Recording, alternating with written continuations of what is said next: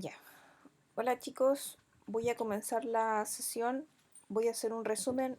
Si escuchan alguna bulla o algo, es mi gato que está por aquí dando vueltas. Si lo reto también. Pero vamos a iniciar. La idea mía es poder retomar cosas que vimos anterior como para contextualizar y luego de eso vamos a empezar a ver puntos de InDesign. En este momento estamos en Illustrator, que fue el inicio del semestre. Luego de Illustrator pasamos a InDesign. Entonces, como para refrescar un poco, vamos a ver la presentación que yo les había mostrado hace un tiempo, donde tocamos temas que eran bien importantes. ¿Se acuerdan de la retícula? Fue uno de los puntos que más nos enfocamos, ¿cierto? En lo que era el inicio del software InDesign, porque eso lo íbamos a ver desde ahora hasta el final del semestre. Entonces yo les hablaba sobre qué es lo que era una retícula y aquí lo explicaba. En contexto era que era una forma de organizar, ¿cierto?, los espacios eh, para de esta manera distribuir tanto fotografía, texto, ¿cierto?, iconos, vectores, etcétera. Y que yo les mostré algunos ejemplos, hicimos unos ejercicios, recuerdo esa vez, para que ustedes entendieran.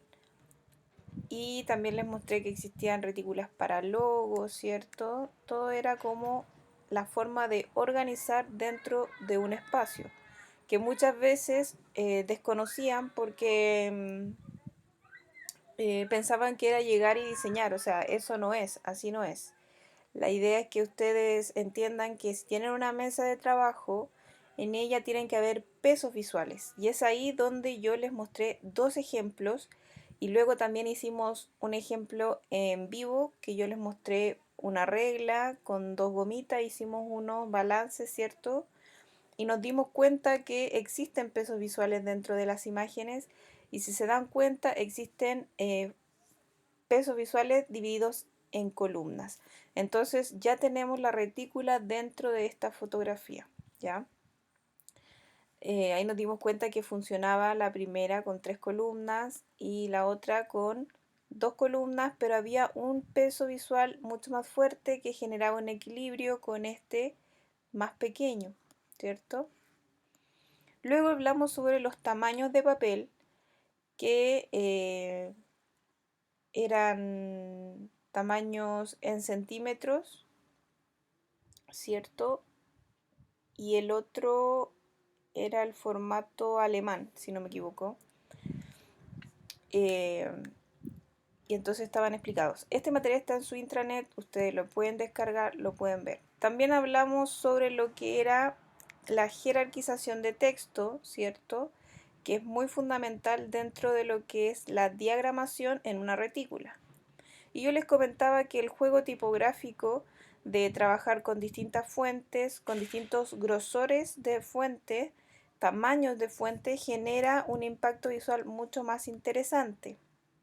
Y para ello teníamos las familias tipográficas, que era muy distinto a la fuente en sí.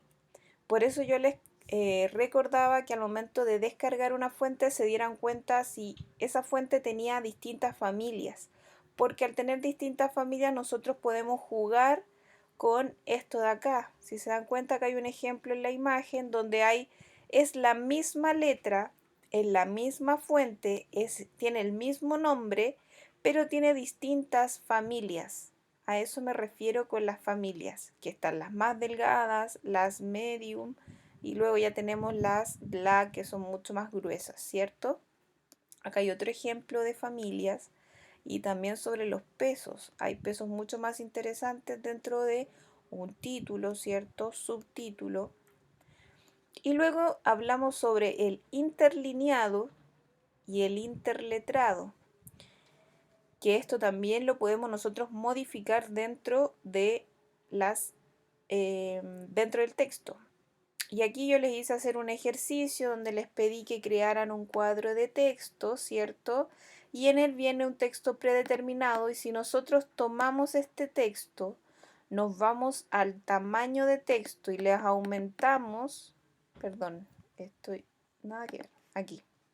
en carácter nos vamos a tamaño de texto y le aumentamos el tamaño, este de aquí es del tamaño, aquí nosotros podemos aumentarle también lo que es el interlineado, ¿cierto? Aumentar el interlineado. Tenemos el interletrado, que es para aumentar la distancia entre letras. Y voy a quitarla aquí, que me hizo darle un contorno a la letra y yo realmente no lo quería. Entonces nos damos cuenta que nosotros dentro de lo que es el carácter también tenemos distintas herramientas para poder modificar nuestro texto. Y yo dentro de lo que era InDesign me enfoqué mucho en el trabajo del interlineado, en el trabajo del tamaño del texto, de las distancias entre letras y que no tuvieran problemas con la diagramación, ¿cierto? Yo les comentaba que la idea de esto era evitar estos cortes, muchos de ellos, puede haber uno que se pase, pero la idea era evitarlos. También el hecho de que en muchos casos ustedes tomaban su texto y aquí en párrafo, muchos de ustedes tomaban esta opción de párrafo que era justificarlo por ambos lados, pero muchas veces nos generaba un problema de espaciado, donde nos dejaba en algunos lados unos espacios muy amplios y eso era netamente porque una de las mejores opciones dentro de lo que es el párrafo es elegir esta opción.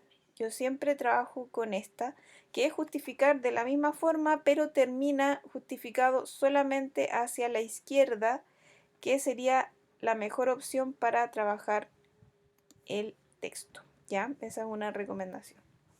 Entonces, vimos lo que era retícula, lo que era el peso visual, los tipos de papel, tamaño, la jerarquía de texto, las familias tipográficas, vimos el interlineado, el interletrado, el trekking que se le llama, el learning, y luego pasamos a lo que eran las columnas, ¿cierto? Yo les comentaba que esto de aquí, esta fila, esta división, esta división, esta división y esa división eran columnas, pero existía un intermedio, ¿cierto? Ese intermedio se le denomina medianil. Y luego también existen márgenes, que aquí no los tengo mostrados, pero está el margen superior, el margen interior, el margen exterior y el margen inferior, que también son muy importantes dentro de la retícula. Y bueno, acá les mostraba ejemplos ya de lo que era trabajar con la retícula, saber que tenemos que tener un orden dentro del texto. No necesariamente todos los textos tienen que estar justificados al margen, pero estéticamente muchas veces se ve bastante bien, bastante ordenado, ¿cierto? También no hay que olvidar el folio, que es bien importante. Está el folio y también a veces se coloca en la parte superior, muchas veces en las revistas se coloca lo que es la franja de los temas, de los capítulos, del índice, ¿cierto? En qué capítulo vamos, en qué tema de revista de la revista estamos, ¿cierto?